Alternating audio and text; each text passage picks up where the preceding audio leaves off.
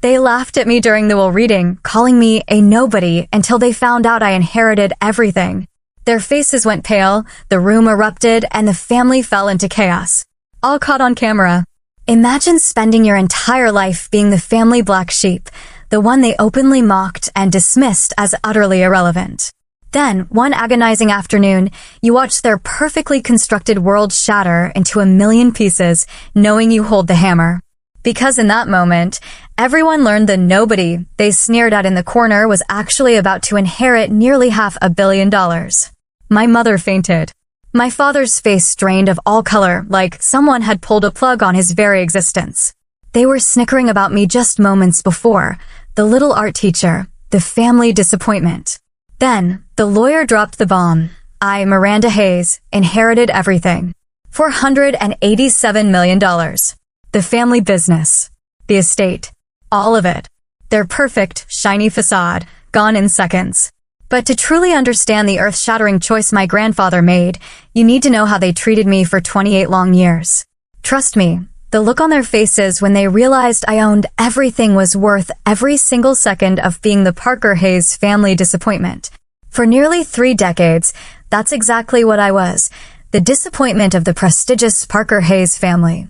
My life as an art teacher, happy in my modest 2-bedroom apartment in Boston, might seem perfectly normal to most people.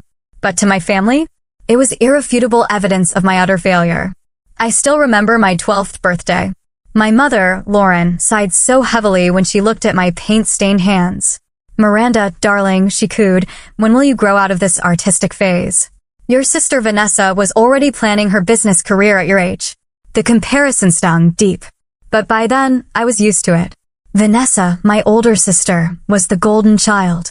Harvard Business School graduate, perfect posture, perfect husband, a perfectly mapped-out life trajectory to take over the family business. Then there was Tyler, my younger brother by 2 years, who somehow managed to leapfrog over me in the family hierarchy, despite being, well, Tyler. Tyler has the Parker business sense. My father, Garrett, would beam, completely ignoring the fact that my brother had crashed 3 luxury cars before he even turned 21.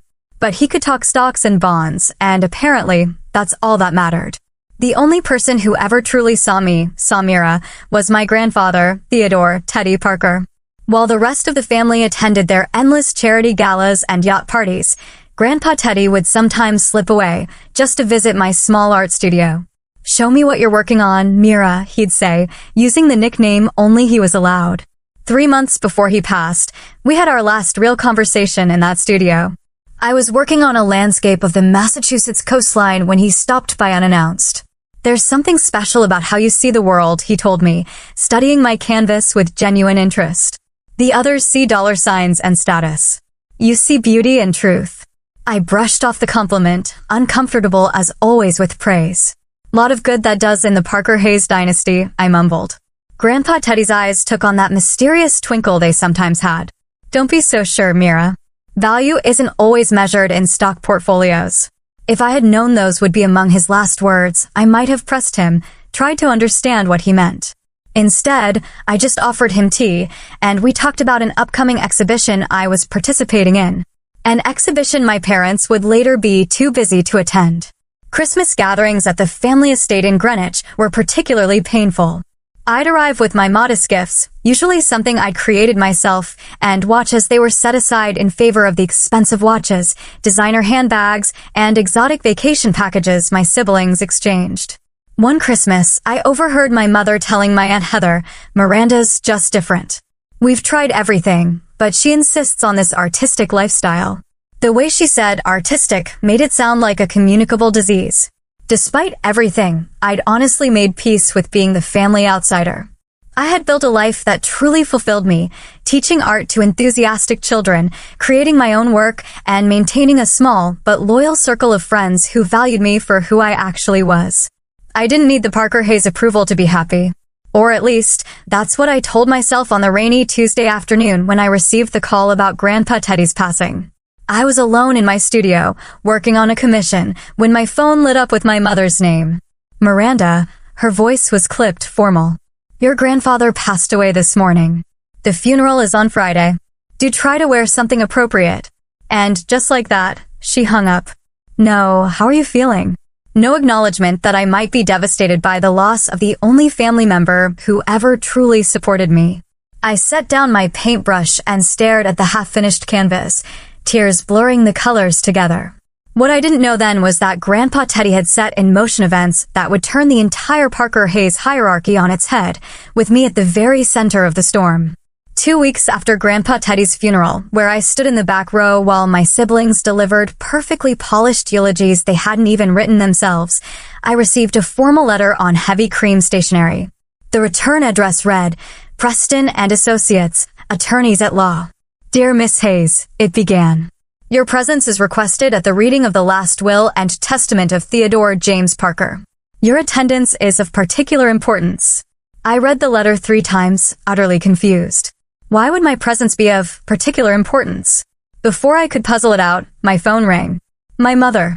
I see you've received the letter about the will reading, she said, without preamble. You need to attend, of course, but it's just a formality. Preston insists on having all family members present, regardless of relevance. The pause before relevance spoke volumes. I was planning to come, I replied, trying to keep my voice neutral. Wear the navy dress I bought you for Vanessa's engagement party. At least it looks somewhat professional. She hung up before I could respond. A typical Lauren Hayes power move.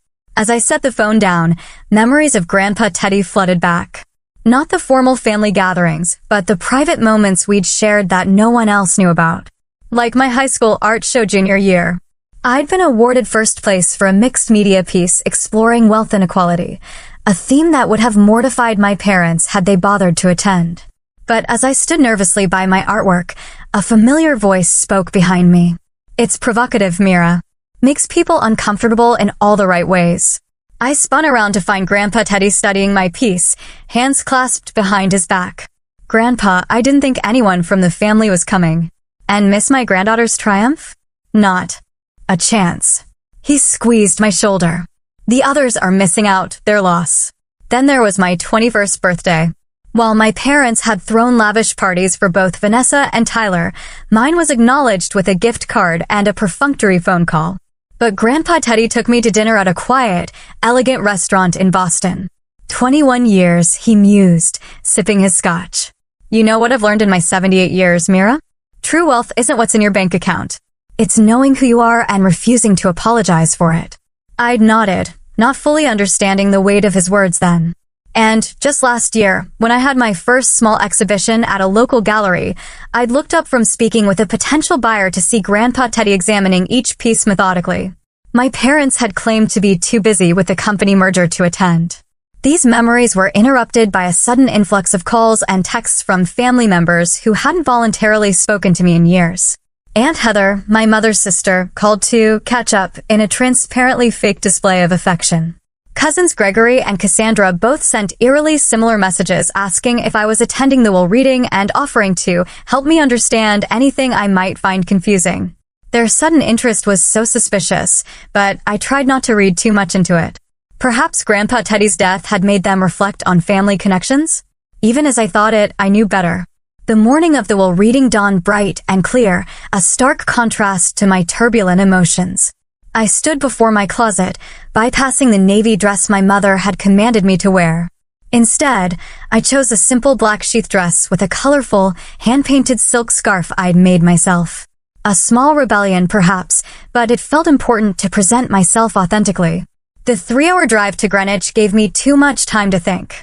I remembered holiday dinners where I'd been seated at the far end of the table, business discussions that deliberately excluded me, and the constant, grinding message that I wasn't enough, wasn't smart enough, ambitious enough, Parker enough. The Parker estate loomed ahead, a sprawling Georgian-style mansion set among meticulously landscaped gardens. As I pulled into the circular driveway, I noted the collection of luxury vehicles already parked. Vanessa's Bentley, Tyler's Maserati, my parents' matching Mercedes, and Heather's Range Rover. My modest Honda looked decidedly out of place, much like its owner. The moment I entered the grand foyer, the whispers began. Relatives clustered in small groups, conversations pausing as they noticed me. My cousin Cassandra's husband, Julian, actually did a double take, as though surprised I'd been invited. Miranda, my father's voice cut through the murmurs. Garrett Hayes stood tall and imposing in his bespoke suit, silver hair perfectly coiffed. I'm surprised you bothered to come. This is mainly for the active members of the family business. I met his gaze steadily. The letter said my presence was particularly important. He scoffed. A standard legal phrase. Preston is nothing if not thorough. With that dismissal, he turned away to join a conversation with Tyler and Kenneth, Vanessa's investment banker husband. I stood alone in the entrance hall, the outsider as always.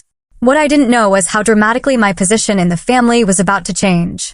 The Parker Estate Library was a magnificent room, 2 stories tall with wall-to-wall bookshelves and a massive stone fireplace. Leather-bound volumes lined the walls, many for show, I suspected, since I'd rarely seen any family member actually reading. Sunlight streamed through tall windows, illuminating dust particles dancing in the air. Family members filed in, automatically arranging themselves in what I recognized as their perceived order of importance. My parents took the large leather chairs directly facing the ornate desk where Philip Preston would conduct the reading. Vanessa and Kenneth claimed the plush love seat to the right, while Tyler and his wife Jenna, a social media influencer with more followers than substance, settled into armchairs nearby. Vanessa looked immaculate, as always, in a designer suit that probably cost more than 3 months of my salary. Her blonde hair was swept into a perfect, shining chignon, not a strand out of place. As I entered, her eyes flicked over me, registering my modest dress and hand-painted scarf. "Oh, Miranda," she said, her voice dripping with false concern. "You could have called if you needed help finding something appropriate to wear. I have several designer pieces I've only worn once." Before I could respond, Tyler cut in.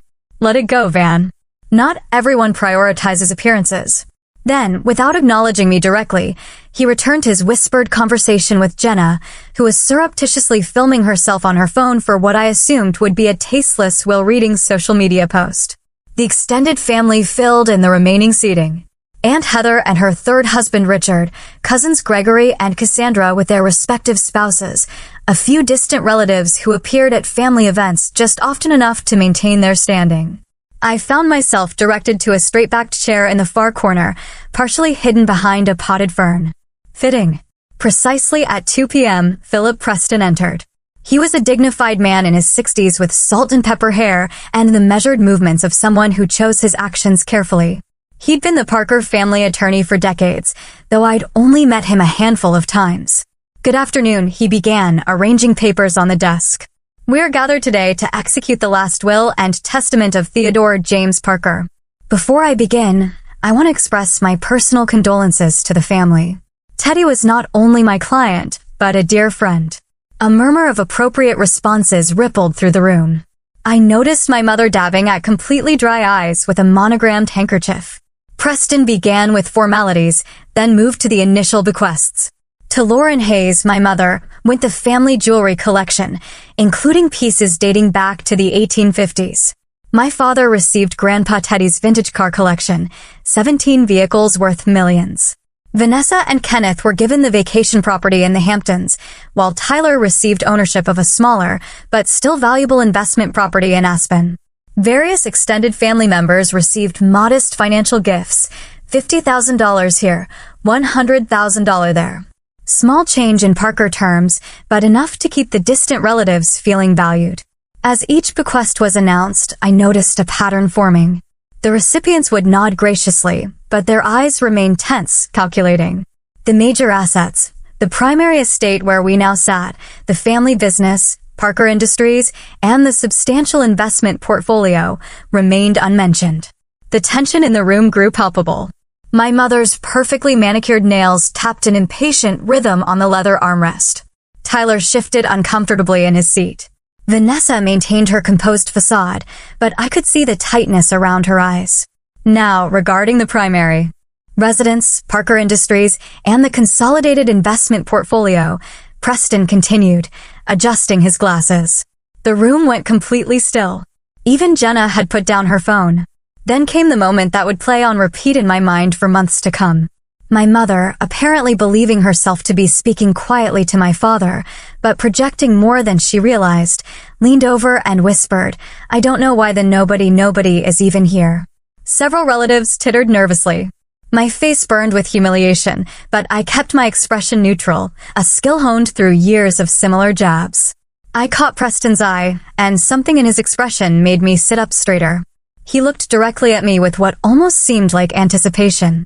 As the whispers subsided, Preston cleared his throat and prepared to continue. The remainder of the estate, Preston announced, his voice taking on a formal tone, including Parker Manor, controlling interest in Parker Industries, and the primary investment portfolio valued at approximately $487 million, I hereby bequeath to my granddaughter, Miranda Hayes. The silence that followed was absolute, as if every molecule of air had been sucked from the room. For 3 heartbeats, no one moved, no one breathed. Then, absolute chaos erupted. My mother's face drained of color so rapidly, I thought she might be having a stroke. Her hand clutched at her throat before she literally collapsed back into her chair. The carefully crafted Lauren Hayes' composure shattered completely. My father stood up so violently, his chair toppled backward. "This is preposterous," he shouted, his face flushing dark red. "There's been a mistake, a clerical error." Vanessa sat frozen, her mouth opening and closing without sound, like a designer-clad fish out of water. Kenneth, always quick to calculate financial implications, was already pulling out his phone, presumably to call his lawyer. Tyler's reaction was the most physically dramatic. He jumped to his feet, knocking over a priceless antique vase in the process. The crash barely registered amid the growing cacophony of voices. "This can't be legal. She knows nothing about business." Teddy wasn't in his right mind. The accusations flew from all corners of the room. Through it all, I sat perfectly still, feeling strangely detached, as if watching the scene unfold in a movie rather than living it. Preston raised his hands for silence. And when that failed, he used a small brass bell from the desk to cut through the noise. "Ladies and gentlemen, please, there's more." Gradually, the room quieted, though the tension remained electric. Theodore anticipated your reaction and prepared accordingly. He recorded a video message to be played at this time. Preston turned to a laptop on the desk and pressed a key. The large television screen on the wall flickered to life, and suddenly, there was Grandpa Teddy. He looked tired, but completely lucid, seated in this very library. My throat tightened at the sight of him.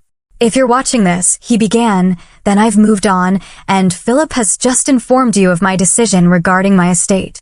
I imagine the room is in something of an uproar. His eyes twinkled with that familiar mischief. "Before you begin contacting your attorneys, allow me to explain." He shifted in his seat, leaning forward. "For the past 15 years, I have been conducting an ongoing evaluation of each member of this family. Not of your business acumen or your social connections, but of your character, your humanity." The tests were simple, but revealing. Grandpa Teddy detailed examples that made the room grow uncomfortably still. How my father had fired a long-time employee who needed medical benefits for his sick child. How my mother had refused to help Grandpa's former secretary of 30 years when she fell on hard times. How Vanessa had deliberately sabotaged a colleague to secure a promotion. How Tyler had been caught using company resources for personal gain. Each of you demonstrated time and again that you value things over people, status over compassion, appearance over substance. His voice grew sad. Each of you failed the tests I set before you. Not business tests, but human ones. Then his expression softened. Except Miranda. I felt every eye in the room turn to me.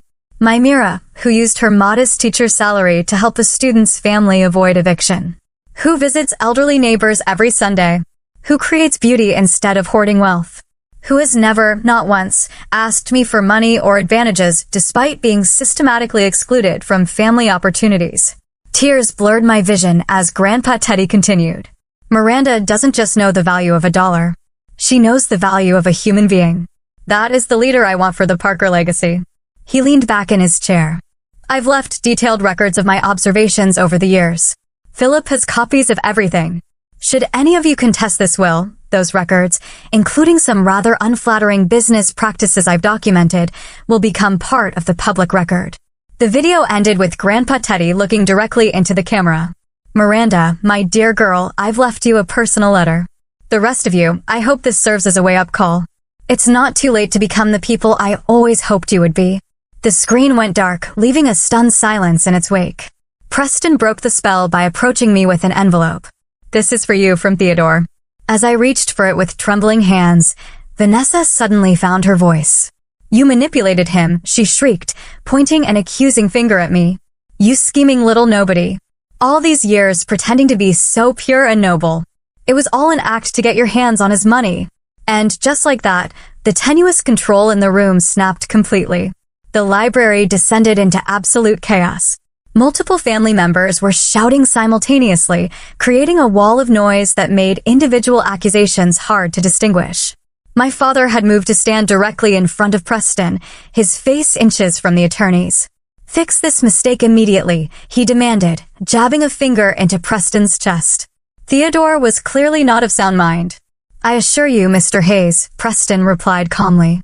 Theodore underwent comprehensive cognitive assessments prior to finalizing this will. The documentation is impeccable. My mother had recovered from her initial shock and was now advancing toward me, her perfectly highlighted hair slightly askew, a small but telling sign of her internal disarray. What did you do? She hissed. What kind of trickery did you use on a vulnerable old man? Your own grandfather. Before I could respond, Tyler stepped between us, his handsome face contorted with anger. I'm calling our lawyers right now. You'll be tied up in court for years. You'll never see a penny of this money, you pathetic. I strongly advise against that course of action. Preston interrupted, raising his voice to be heard above the din. There are additional stipulations I haven't yet read. The room gradually quieted. Everyone was too concerned about their financial interests to risk missing crucial information. Preston adjusted his glasses and continued reading. Any contest of this will by any named beneficiary will result in that person's complete disinheritance. Furthermore, Miranda Hayes has immediate and irrevocable control of all assets as of the reading of this document. He paused to let that sink in, then delivered the final blow. Family members currently residing in or utilizing any Parker-owned properties must vacate within 30 days unless Miss Hayes explicitly permits otherwise. The implications hit like a tidal wave. My parents' primary residence, this very estate, was technically a Parker property. So was Vanessa's Manhattan penthouse, Tyler's office at Parker Industries, the vacation homes, the company cars. This is outrageous, my Aunt Heather exclaimed. You can't possibly expect us to. I never asked for this, I said, finding my voice at last. The room fell silent, all eyes turning to me. I had no idea what Grandpa Teddy was planning. This is as much a shock to me as it is to all of you. Oh, please, Heather scoffed. You've obviously been planning this for years. The beautiful granddaughter act, the modest lifestyle to gain his sympathy. It was all calculated. Gregory, always quick to sense which way the wind was blowing, sidled up to me with a sudden, fraternal smile. Cousin Miranda, perhaps we could speak privately? I'm sure we can work something out that benefits everyone. Preston intervened, placing a protective hand on my shoulder. Miss Hayes will need time to review all documents and consider her position. I suggest we adjourn for today. He began guiding me toward a private study adjacent to the library, but my parents followed, unwilling to let their golden ticket out of their sight. After everything we've done for you, my mother cried, her carefully maintained composure crumbling further. Done for me? I repeated incredulously. What exactly have you done for me except make me feel worthless my entire life? You cannot possibly manage this responsibility, my father insisted, his business voice slipping into place. You have no experience, no training, no, actually, Preston interjected. Theodore has been preparing Miranda for this role for quite some time. All three of us stared at him. The art history trips abroad, the gallery openings. Theodore used those occasions to introduce Miranda to key business contacts and evaluate her natural aptitude. He also enrolled her in discrete business education programs under an alias, which she completed with distinction. I blinked in shock. Those weekend workshops Grandpa Teddy had recommended to help with the business side of your art career had actually been high-level management training. She's been receiving tailored business education for 5 years, Preston continued. Theodore was quite thorough in his planning. The look of stunned betrayal on my parents' faces might have been satisfying under different circumstances. As it was, I felt only a profound exhaustion. "I need to go," I said quietly. Preston nodded. "Take Theodore's letter. Review it in private. We'll speak tomorrow about next steps." Somehow, I made it past the remaining family members, their accusations and pleas following me down the hallway like persistent ghosts. I clutched Grandpa Teddy's letter to my chest, protecting it from grabbing hands and prying eyes. Outside, the summer air felt thick and unbreathable. I collapsed into the driver's seat of my Honda, my hands shaking so badly I couldn't insert the key into the ignition. Through the windshield, I could see figures gesticulating wildly through the windows of the mansion. My mansion now, apparently. I stared down at the envelope in my lap, my name written in Grandpa Teddy's distinctive handwriting. Whatever explanation lay within, I wasn't ready to face it yet. Not here. With the weight of the Parker estate looming over me like a thundercloud, I finally managed to start the car and drive away, leaving behind a family in disarray and a fortune I'd never wanted. 1 week after the will reading, my modest apartment had become command central for what felt like psychological warfare. My phone buzzed constantly with messages from family members employing every manipulation tactic imaginable. My mother had left 17 voicemails, each one a masterclass in emotional blackmail. "Miranda, darling," her latest message began, her voice tremulous with calculated vulnerability. "Family must stand together in times of crisis. Your grandfather obviously meant for you to share this burden with those who understand the Parker legacy." The message ended with artful sniffling. My father preferred email, his messages oscillating between thinly veiled threats and condescending offers of guidance. His most recent, "The board meeting on Tuesday will determine third quarter's strategy. Your absence will be interpreted as abdication of responsibility. I can attend as your proxy to prevent irreparable damage to the company." Vanessa's approach was perhaps the most transparent. After her initial outburst, she pivoted to saccharin's sisterly concern. "Mira, I can't imagine how overwhelming this must be for you," she texted. "Let me help shoulder some of this burden. I can take over the investment portfolio management while you find your footing." Tyler, true to form, couldn't maintain a consistent strategy. His messages alternated between threatening legal action and attempting to establish brotherly camaraderie. "Remember how I let you win at Monopoly when we were kids? Good times. Speaking of property management, let's discuss the Aspen situation." I'd barely slept, barely eaten. The letter from Grandpa Teddy remained unopened on my kitchen table, simultaneously a beacon and a burden. I wasn't ready to read his final words to me. Not when I was still processing the earthquake he'd set off in my life. On the 8th day, I finally broke the seal. "My dearest Mira," it began in Grandpa Teddy's familiar handwriting. "If you're reading this, then Preston has executed my wishes, and you're likely feeling ambushed, overwhelmed, and perhaps even angry with me. You have every right to those feelings. The burden I've placed on your shoulders is enormous, and I did so without your knowledge or consent. For that, I apologize. But I did not choose you on a whim or out of spite toward the others. I've been watching all of you for years, testing, evaluating, hoping I was wrong about what the wealth and status had done to our family. I wasn't wrong. Sadly, the others failed every test of character I set before them. Not business tests. Anyone can learn business. They failed human tests, compassion tests, integrity tests. You, my dear girl, passed every one without even knowing you were being tested.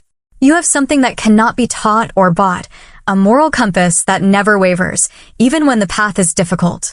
I've left you my personal journal in the wall safe behind the portrait in my study. The combination is your birthday. That journal details everything, every test, every failure, every observation that led to my decision. I know you never wanted this role, but sometimes the best leaders are those who don't seek power. Parker Industries employs thousands of people whose livelihoods depend on ethical leadership. The foundation supports causes that change lives. This legacy can do tremendous good in the right hands, your hands. I've arranged for Philip to guide you, and I've identified several trusted advisors who can help ease your transition. But ultimately, Miranda, I trust your judgment above all others. All my love always, Grandpa Teddy. P.S. Remember what I told you on your 20th birthday. True wealth isn't what's in your bank account. It's knowing who you are and refusing to apologize for it. Never apologize for who you are, Mira. Not to any of them. I set the letter down, tears streaming down my face. Later that day, I called Preston and arranged to visit my estate, to retrieve Grandpa Teddy's journal. The leather-bound volume I found in the safe was thick with additional pages tucked between entries. As I began reading, patterns emerged in Grandpa Teddy's elegant handwriting. Detailed accounts of tests he had set up over the years to evaluate family members' character. My mother, Lauren, had refused to help Dorothy, Grandpa's secretary of 30 years, when Dorothy's husband needed expensive cancer treatment.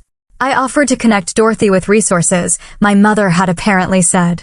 But we can't set a precedent of handouts to staff. What the journal revealed, and what my mother didn't know, was that Grandpa Teddy had deliberately mentioned Dorothy's situation at a family dinner to see how Lauren would respond. My father, Garrett, had been secretly embezzling from a subsidiary company to cover gambling debts. Grandpa had known but allowed it to continue as part of his evaluation, documenting every cent Vanessa had sabotaged another executive's presentation, then taking credit for their ideas. Tyler had been caught on camera berating janitorial staff when he thought no one important was watching. And interspersed throughout were observations about me.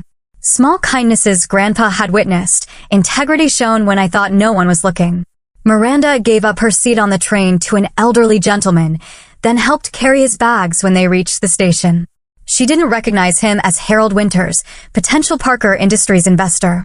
The journal was damning, comprehensive, and utterly irrefutable. As I closed the journal, my phone rang. It was Preston. Miranda. I hope I'm not interrupting, but there's a situation developing. Your family is planning legal action despite the stipulations in the will. They're claiming undue influence and diminished capacity. I felt a momentary panic rise in my chest. The enormity of what I'd inherited, not just assets, but responsibilities, conflicts, decisions affecting thousands of lives, crashed down on me. My breath came in short gasps, the room spinning slightly. Miranda, are you all right? Preston's concerned voice anchored me. I'm having a panic attack, I managed to say between shallow breaths. That's entirely understandable. Listen to me. Breathe slowly. You're not alone in this. After I calmed down, Preston continued. I suggest we arrange a family meeting. On your terms. On your territory. It's time to establish boundaries. After hanging up, I called the one person outside the family I trusted implicitly, my childhood friend, Olivia Carter. We'd met in 3rd grade when I was the new girl at school, and she'd shared her lunch with me. Unlike many friendships that faded with time and circumstance, ours had endured. Holy crap, Mira, she said when I finished explaining everything. That's cinematic. I don't know if I can do this, Liv. I'm an art teacher, not a CEO. Bullshit, she replied with typical Olivia directness. You've been managing a classroom of 30 kids with minimal resources and maximal results for years. You're organized, intuitive, and you don't take crap from anyone, except your family, and that's about to change. Her confidence in me helped, but I still felt adrift. After we hung up, I found myself driving to the cemetery where Grandpa Teddy was buried. The late afternoon sun cast long shadows across the manicured grounds as I sat beside his grave. I wish you'd warned me, I said to the granite headstone. I wish you'd given me time to prepare.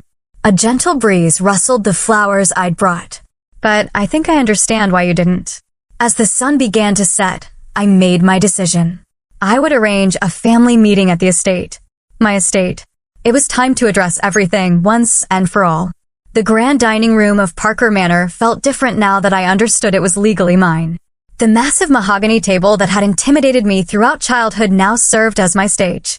I'd arranged the seating strategically, myself at the head, where Grandpa Teddy used to sit, Preston to my immediate right, and 2 security professionals discreetly positioned by the doors. I'd spent 3 days preparing, reading Grandpa's journal from cover to cover, reviewing company documents, and consulting with Preston about the legal realities of my new position. I felt calm in a way I hadn't expected, the calm of someone with nothing left to lose and everything to gain. The family arrived in waves, clearly having coordinated their entrances for maximum impact. My parents came first, presenting a united front in conservative, expensive attire designed to project authority. My mother's pearl necklace and father's gold cufflinks gleamed in the afternoon light, subtle reminders of generational wealth. Miranda, my father, nodded stiffly. I trust you've come to your senses since our last meeting. I gestured to their seats halfway down the table, not in their usual positions of honor. The slight widening of my mother's eyes told me the message had been received. Vanessa arrived next with Kenneth, her designer business attire a calculated choice. She dressed for a boardroom showdown, her expression professionally pleasant, but eyes cold as winter. Tyler and Jenna entered last. Tyler making a show of humility that was transparently fake. Jenna, for once, wasn't filming. Likely warned that this meeting was not for social media consumption. Once everyone was seated, an uncomfortable silence fell. They were waiting for me to speak first, to defend myself, to apologize, to offer compromises. Instead, I simply sat, making eye contact with each person at the table. The silence stretched until my father finally broke. "Well, you called this meeting. What do you want?" I placed my hands flat on the table. "I want to address the situation directly. Grandpa Teddy left everything to me. That is a legal fact that cannot be changed. How we proceed from here is up to all of us, but primarily to me." "How generous of you to acknowledge our existence," Vanessa said, her voice dripping with sarcasm. "I've prepared a statement," I continued, ignoring her. "I'd appreciate being allowed to finish before you respond." I unfolded a piece of paper, but didn't look at it. The writing had been an exercise to organize my thoughts, not a script I needed. I never asked for this inheritance. I never expected it. But Grandpa Teddy's wishes were clear, and I intend to honor them. His decision wasn't made lightly or without careful consideration. He spent years evaluating all of us, not as business assets, but as human beings. "That's absurd," my father interrupted. "Theodore was a businessman first and foremost." "He would never, you have no idea who he really was," I said quietly. "None of you do. You saw what you wanted to see, a wealthy patriarch whose success you could leverage for your own gain. I saw a man with profound integrity who was deeply disappointed in what his family had become." My father's face flushed dark red. "You have no right to lecture us about family. You who rejected everything we tried to give you." "Like what, Dad?" I challenged. "The constant reminders that I wasn't good enough? The comparisons to Vanessa and Tyler? The dismissal of my passions and talents because they couldn't be monetized to your satisfaction?" Before he could respond, I opened Grandpa Teddy's journal. "Shall I tell you what Grandpa really thought of this family? Would you like to hear his actual words?" The threat hung in the air. My mother's face had gone pale again. "That won't be necessary," Preston said smoothly. "I believe what Miranda is trying to establish is that she has access to extensive documentation that would be damaging if made public during any legal proceedings." "Are you threatening us?" Tyler demanded. "I'm stating facts," I replied. "Fact 1. I have evidence of Dad's embezzlement from the Westbrook subsidiary." My father's jaw went slack. "Fact 2. I have documentation of Mom's affair with Richard Blackwood during the merger negotiations." My mother made a small choke sound. "Fact 3. I know about Vanessa sabotaging Emily Porter's career to get her promotion." Fact 4. I have proof of Tyler's unethical business practices, including the falsified environmental impact reports for the Arizona project. The room went deadly silent. I hadn't wanted to start this way, but their hostility had forced my hand. "I don't want to use any of this information. I don't want to hurt any of you, but I will not be bullied, manipulated, or threatened out of what Grandpa Teddy entrusted to me." "How long?" my mother asked suddenly, her voice barely audible. "How long what? How long have you been planning this with him? How long have you been gathering information against us?" I laughed, a genuine, incredulous laugh. "That's the part you still don't understand. I didn't plan anything. I didn't gather information. I didn't even know about most of these things until I read his journal." Grandpa Teddy observed, documented, and decided, all without my knowledge. My mother's carefully maintained facade finally cracked completely. "I don't understand," she whispered. And for the first time in my life, I saw real vulnerability in her eyes. "Why you? I was his daughter, his only child. Why would he do this to me?" The raw pain in her voice caught me off guard. "Mom, he didn't do this to hurt you. He did it to protect his legacy from what we've all become." "And what exactly have we become?" she challenged, tears now flowing freely. "People who measure human worth by bank account balances. People who see relationships as transactions. People who've forgotten what actually matters." My mother stared at me, then did something I never expected. She buried her face in her hands and began to sob. Not the theatrical tears she deployed at charity events, but ugly, body-shaking sobs. I was so jealous, she admitted between gasps. He loved you in a way he never loved me. His own daughter, and I couldn't understand why. The confession hung in the air, raw and unexpected. My father, uncomfortable with the emotional display, attempted to regain control. This is all very dramatic, but it doesn't change the practical reality. You'll run the company into the ground within a year. You have no experience, no connections, no, she has me, Preston interrupted. And the advisory board Theodore assembled. And whether you choose to accept it or not, she has qualities that cannot be taught in business school: integrity, compassion, and an unerring moral compass. She has me too, Tyler said suddenly, surprising everyone at the table. If she wants my help. All eyes turned to him. Look, I'm still pissed about all this, he clarified quickly. But I've been thinking about what Grandpa said in that video about all the tests we failed without knowing. And he wasn't wrong about me. He looked directly at me. You're going to need someone who knows the day-to-day operations. Someone the employees already trust. Vanessa stared at her brother in shock, then at me. Something in her expression shifted, the perfect mask cracking to reveal a glimpse of the insecure woman beneath. He was right about me, too, she admitted in a small voice, about all the things I did to get ahead. I thought that's what he wanted. What would make him proud? She wiped away a tear. I've been so awful to you, Miranda, for years. Because I thought he loved you more. And it turns out I was right. He loved all of us, I said gently. He just didn't respect what some of us had become. I looked around the table at my family, really looked at them. Perhaps for the first time, seeing the flawed, complicated people behind the perfect Parker Hayes facade. This is Grandpa Teddy's final test, I realized aloud. This meeting, how we handle this transition, whether we can put aside ego and greed and find a way forward together. My father began to object, but my mother placed a restraining hand on his arm. Garrett, she said softly. We never understood her or him. Maybe it's time we tried. 3 months after that confrontation in the dining room, I sat in Grandpa Teddy's former office at Parker Industries headquarters. The space had been transformed. The dark, heavy furniture replaced with cleaner lines. The walls now adorned with local artists' work rather than stuffy portraits of stern-faced businessmen from generations past. Sunlight streamed through windows that had previously been obscured by heavy drapes. The company itself was undergoing a similar transformation.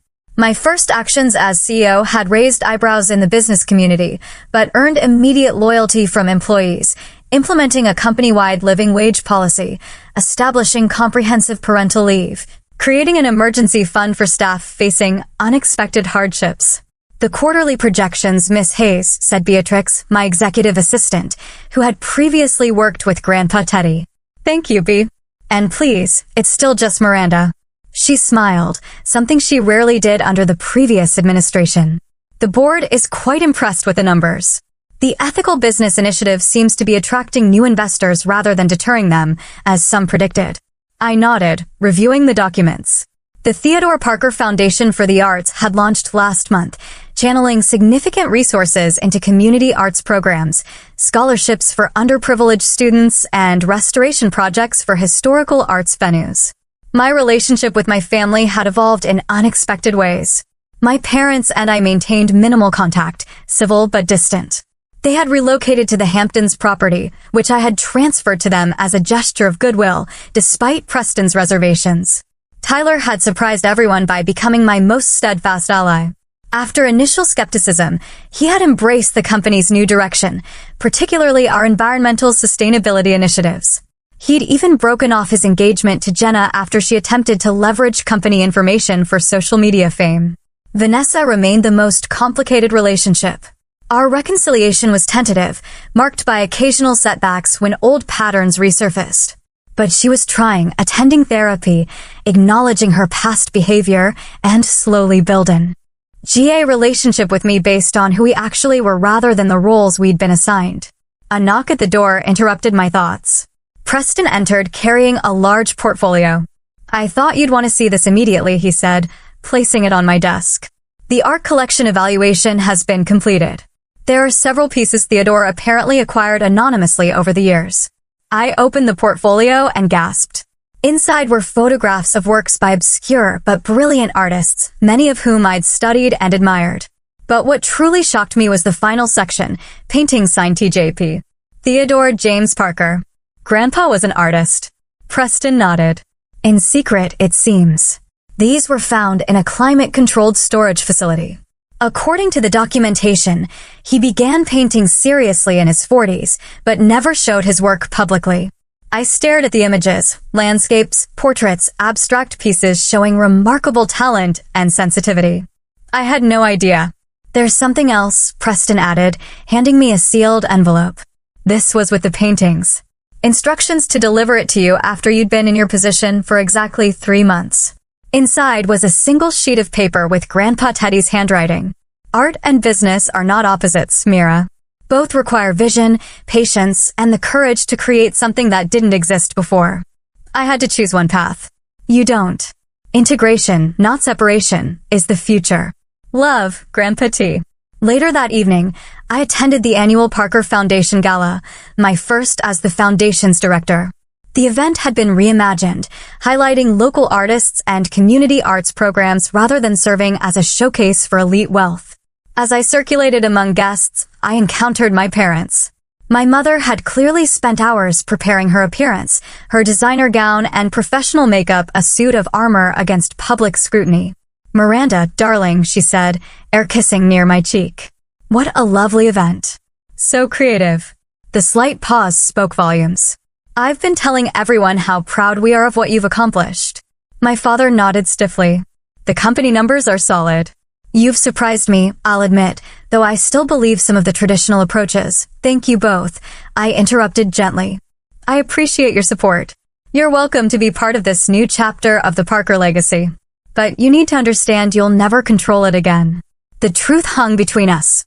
Acknowledged, but not contested. My mother's smile tightened slightly, but she nodded. As they moved away, I caught sight of a painting being installed in the main hall. A piece I'd been working on secretly for months. It was a portrait of Grandpa Teddy, but not the stern businessman most people remembered. My painting showed him as I had known him, eyes crinkled with laughter, hands slightly paint-stained, radiating the warmth and wisdom that had shaped my life. Beside it hung one of his own works, a landscape I discovered among his collection. Left unfinished, I had completed it, our brushstrokes merging seamlessly, a collaboration transcending time and death. Standing before these paintings, I felt a profound sense of peace. The Parker legacy had been entrusted to me not because I was the most business-savvy or the most ambitious, but because I understood what Grandpa Teddy had learned too late in his own life, that wealth without compassion is poverty of the worst kind. I had redefined family on my own terms, created boundaries that protected my well-being, built a leadership style that honored both artistic sensitivity and business acumen. The journey ahead would undoubtedly bring new challenges. But for the first time since that fateful reading, I felt fully capable of meeting them. What's your take on inheritance stories like mine? Have you ever been the underestimated person in your family who finally got their moment of recognition? I'd love to hear your thoughts in the comments below. And if this story of family drama and sweet justice resonated with you, please hit that like button and subscribe for more real-life stories that prove life can sometimes be more dramatic than fiction. Share this with anyone who needs a reminder that sometimes the quiet ones are watching everything. Thank you for listening to my journey from nobody to the guardian of the Parker legacy. Until next time.